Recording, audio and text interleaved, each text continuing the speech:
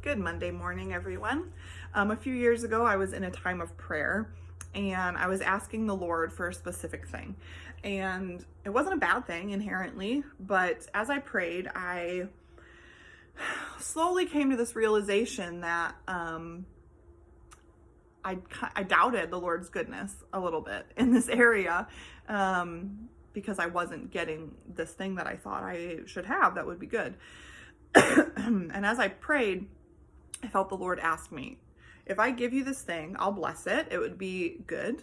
But what if you knew that you could have it, but it's not what I have that's best for you? Would you still want it? And my first question was, well, why wouldn't it be what's best for me? And that wasn't the question I was being asked. And so eventually I got to the point where I prayed through a lot of tears, and I said, no, ultimately, if it is not your best for me, I do not want it. And so I kind of set it aside and I said, okay, I'm going to release it.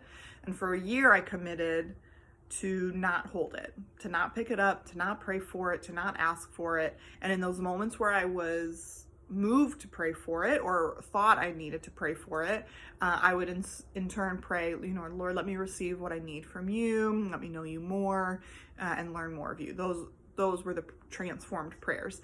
And as I spent that year not holding it, I learned how to hold on to Jesus instead and trust in his goodness. And when that year ended, I didn't feel a desire to pick that back up. Sure, it's still there. And it was every so often, Lord, it's still there. I still want it. Just don't, just so you remember.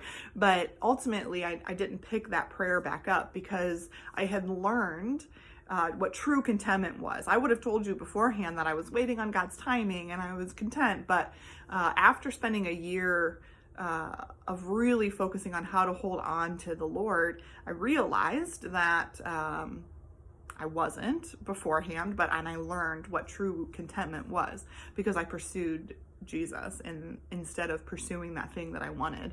And I think so often we think of Psalm 37 and we say, oh, he's going to give me the desires of my heart. And we say, this is the desire of my heart, Lord. Why can't I have it? But I wanted to read just a few of the verses. In verse 3, starting in verse 3, it says, trust in the Lord and do good, dwell in the land and enjoy safe pasture. Delight yourself in the Lord and he will give you the desire of your heart. Commit your way to the Lord, trust in him and he will do this. Then jumping down to verse 7, it says, be still before the Lord and wait patiently for him. Do not fret when men succeed in their ways, when they carry out their wicked schemes. So it's not about getting what you want. It's about delighting in the Lord, doing good works, trusting in him, committing your path to the Lord and letting him guide you, and waiting patiently. And this is not I'm waiting, right? We often say I'm waiting with patience, but we're really waiting with self-pity, not patience. And we are meant to sit at the feet of Jesus and learn more of him and get what we need from him.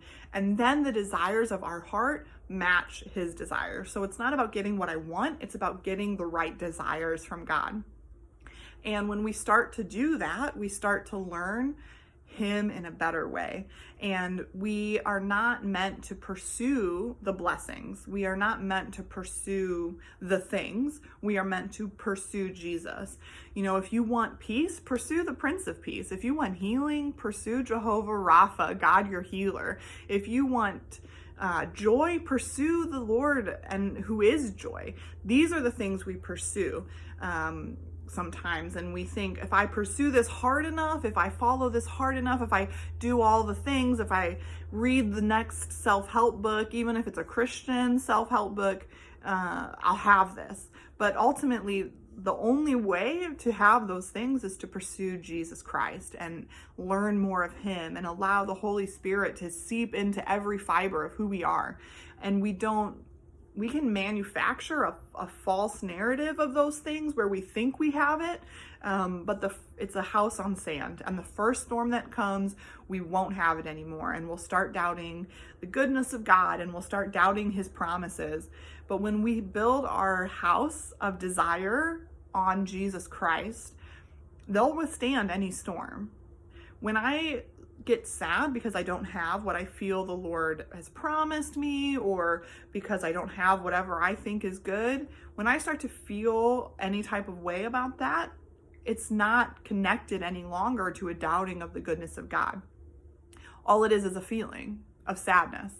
And instead, I run to Jesus with it and I say, Lord, I'm feeling this way, but you are good and you are true and you are working for your glory and my good. And if I believe those things, we sit in church on Sunday and we sing songs about his love being enough and Jesus being all we need. Do we believe that?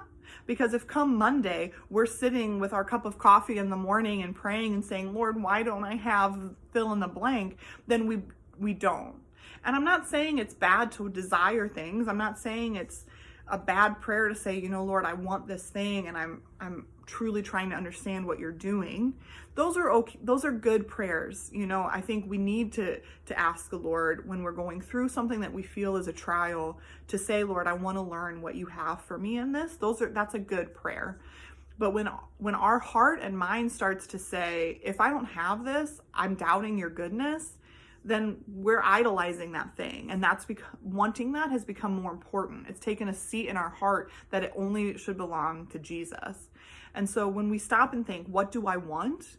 If the chief thing we want is not the person of Jesus, if the things that we think we need that we don't have would cause us to doubt God's goodness, if we are wanting anything more than we want Jesus, if we would be disappointed in God because we didn't get this thing, then we ultimately want it more than we want him.